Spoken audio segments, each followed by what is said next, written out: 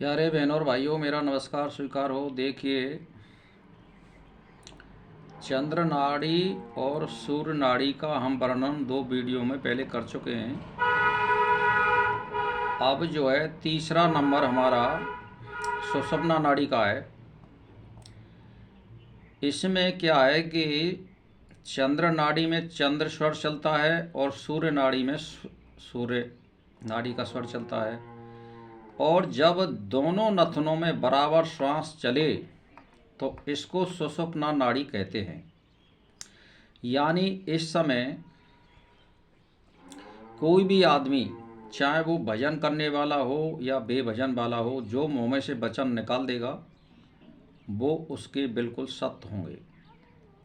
तो यही कारण है कि जो महात्मा जब अपना भजन या संध्या वंदन करने के लिए पहले प्राणायाम करते हैं और भस्त्रिका करते हैं, जिससे हमारी सुषुम्ना नाड़ी चालू हो, उसमें भजन किया जाता है। इसीलिए प्राणायाम का बहुत बड़ा महत्व है। इस सुषुम्ना नाड़ी को चलाया जा सकता है और दाएं बाएं स्वर को प्राणायाम के द्वारा बदला भी जा सकता है।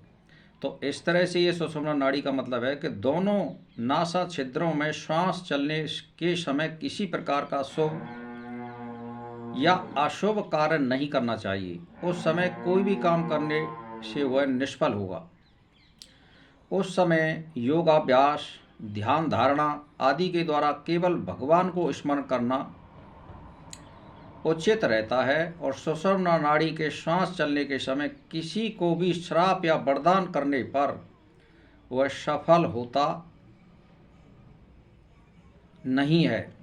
यानी कहने का मतलब ये है, इसमें अगर तुम कोई श्राप देना चाहें अपने मन से, वो तो फलीभूत नहीं होगा, लेकिन अनायास कोई शब्द निकल जाएगा, वो उसका फलीभूत हो जाएगा सुषुम्ना नाड़ी का। तो इस प्रकार श्वास प्रकाश की गति चलाकर, प्रश्वास की गति चलाकर, तत्व ज्ञान के अनुसार, तिथि नक्षत्र के अनुसार ठीक ठीक नियम पूर्वक सब कार्यों को करने पर आशा जनित मन स्ताप आदि नहीं भोगना पड़ता है।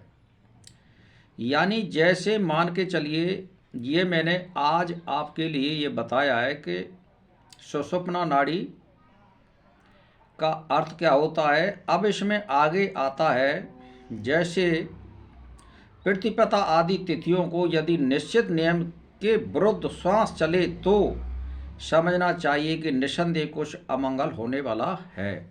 जैसे इस सगरे शरीर में हमारा पंचांग दे रखा है।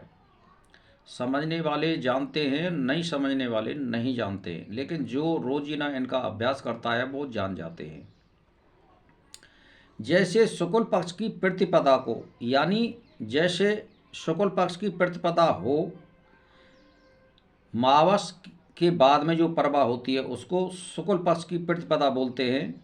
तिथि को यदि निश्चित नियम के विरुद्ध श्वास चले तो समझना चाहिए कि निश्चिंते कुछ अमंगल होने वाला है। शुक्ल पक्ष की प्रतिपदा को सवेरे नींद टूटने पर सूर्योदय के समय पहले यदि दाहिना नाक से श्वास चलना आरंभ हो तो उस दिन से पूर्णा तक के बीच गर्मी के कारण शरीर में कोई पीड़ा होगी।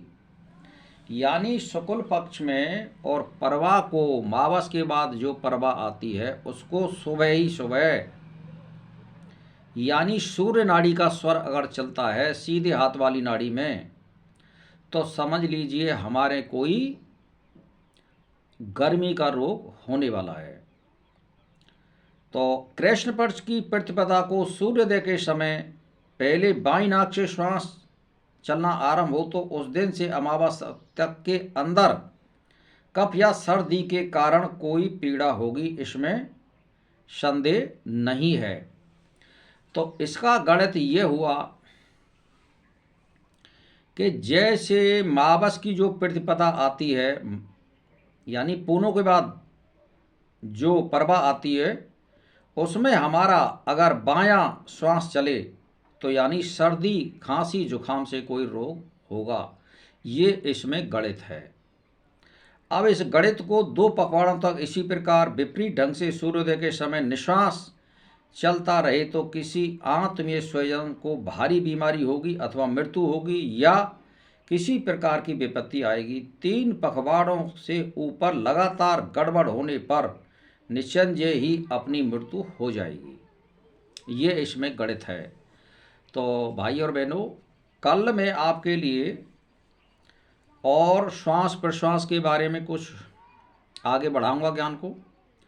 आज हम इस वीडियो को यहीं पर समाप्त करते हैं और मेरा नमस्कार स्वीकार हो।